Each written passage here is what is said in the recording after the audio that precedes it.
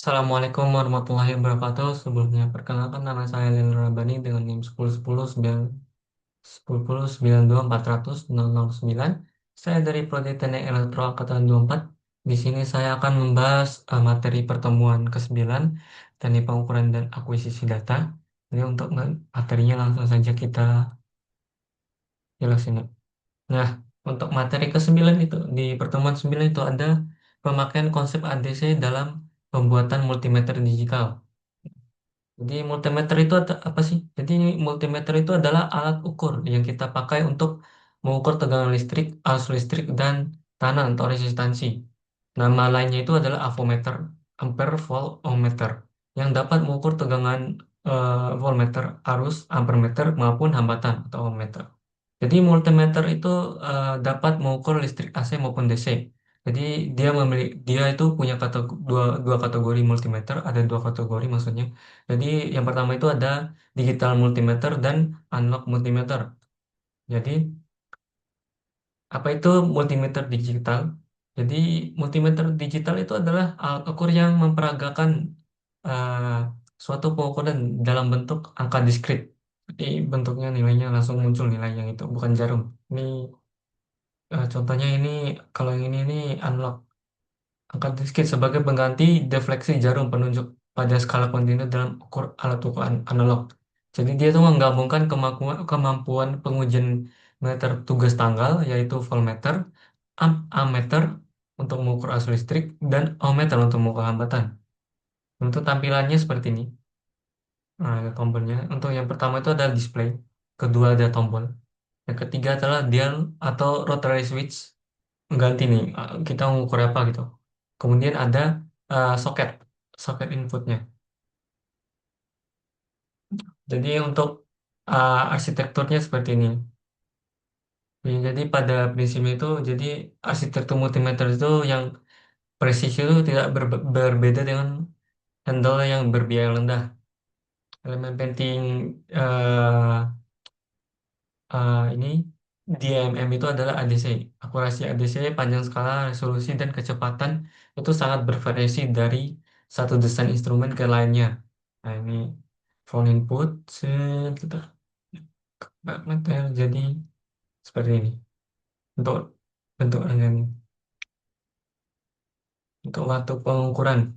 Yang pertama itu dia itu switch time, waktu penyelesaian setelah input dialihkan. Kemudian ada setting time, waktu yang dibutuhkan setelah nilai dimasukkan ke dalam input. Yang ketiga adalah sinyal measurement time, waktu yang untuk melakukan pengukuran.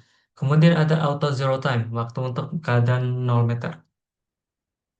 Nah, kelebihan multimeter dibandingkan avometer analog.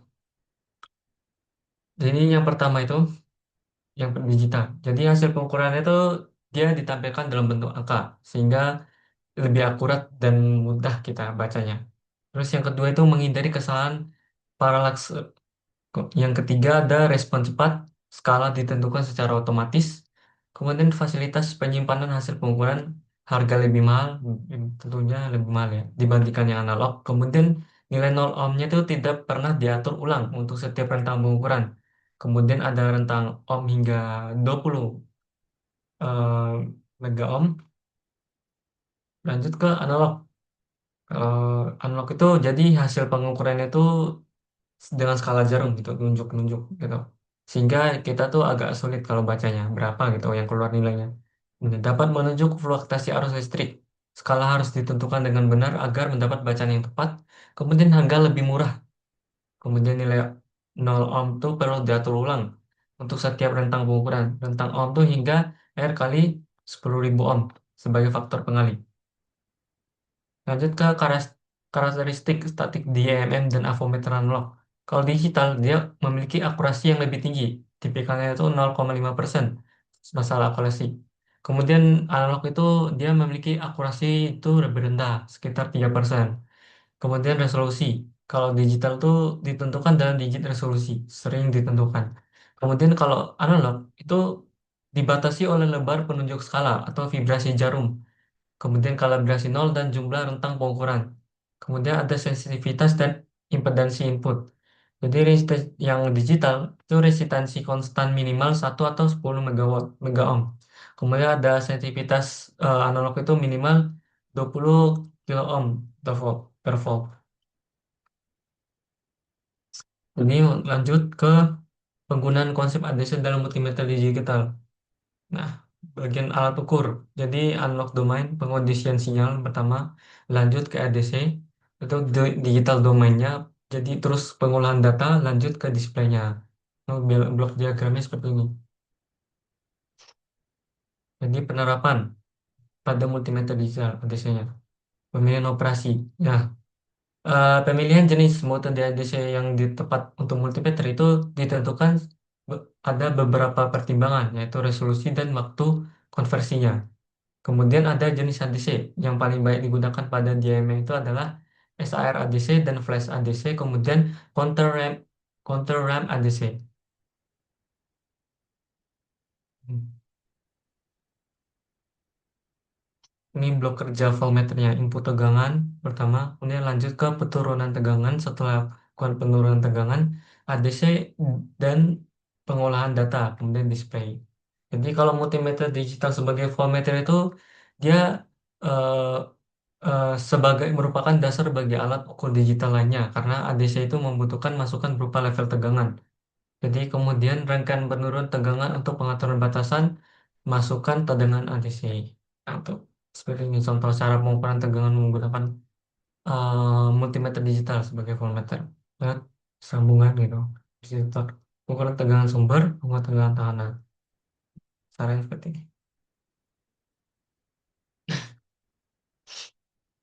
Kemudian multimeter digital sebagai ampere. Jadi untuk sebagai ampere itu ADC itu tidak dapat merespon besaran arus secara langsung. Jadi diperlukan suatu cara untuk mengubah besaran arus menjadi besaran tegangan. Kemudian penempatan tahanan pada saluran yang ingin diukur itu harusnya akan mengalir suatu tegangan yang besarnya berbanding lurus dengan arus yang mengalir. Nah, untuk rumusnya itu V sama dengan I kali R. Jadi R itu dipilih sekecil mungkin untuk menghasilkan efek pembebanan yang sekecil mungkin. Tuh. Coba. Multimeter digital sebagai ampermeternya. Ini pengkondisiannya. Nah, set dari resistor diukur, kemudian eh, pengkondisi sinyal, ADC langsung kemudian datanya diproses dan melakukan display. Jadi resistor di sini untuk mengubah besaran arus menjadi tegangan. Untuk rangkaiannya seperti ini. Dengan bacanya.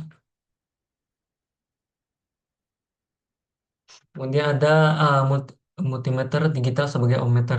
Di dia tuh proses pengolahan data dalam ohmmeter itu atau potentiometer itu dia memerlukan nilai yang besaran arus, tegangan dan beda fasa. Jadi satuan keimpedasi berasal dari internal alat ukur dengan frekuensi tertentu yang telah kita ketahui gitu. Untuk kayaknya seperti ini. Ya, harus masuk ke penggunaan ADC, harus ADC ini, kemudian harus juga masuk ke detektor fasanya. Nah, seperti ini. Jadi algoritma perhitungan pada pemroses data menggunakan persamaan Z sama dengan P per I. Dengan mengetahui beda fasa, maka besaran R dan X itu dapat diperoleh dari persamaan seperti ini.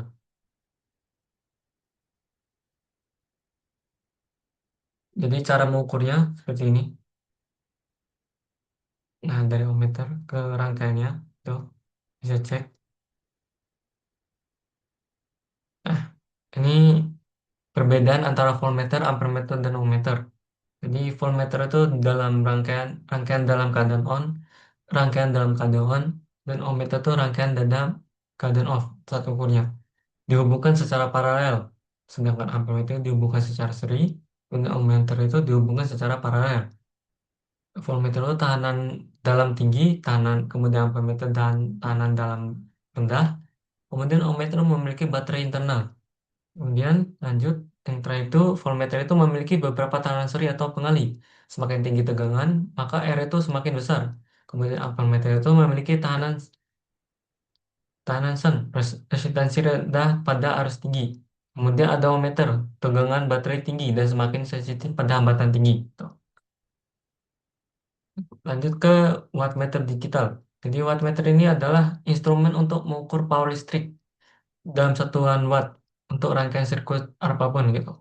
Jadi wattmeter digital atau energi meter menghasilkan sampel tegangan dan arus ribuan kali dalam sedetik. Ini pasti mungkin ada ya teman-teman yang pernah lihat. Itu nilai rata-rata tegangan instan yang dikalikan dengan arus disebut true power atau daya murni. Daya murni yang dibagi oleh volt ampere itu volt ampere nyata disebut power faktor gitu, untuk kayak seperti ini. Jadi besaran watt itu diperoleh dari tiga besaran lain. Tadi tegangan, arus, dan beda fasa sesuai persamaan ini.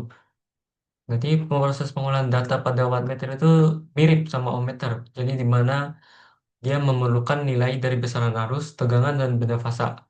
Kemudian ada detektor fasa untuk mendeteksi besarnya arus beda fasa antara tegangan dan arus.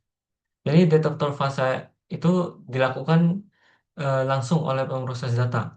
Kemudian nilai ketiga besaran itu masuk ke proses data yang dapat berupa mikrokontroler.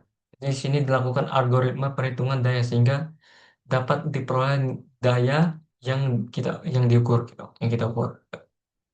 Mungkin itu aja. Oke, saya mungkin itu aja dari saya. Mungkin mungkin lebih dari kurangnya saya mohon maaf.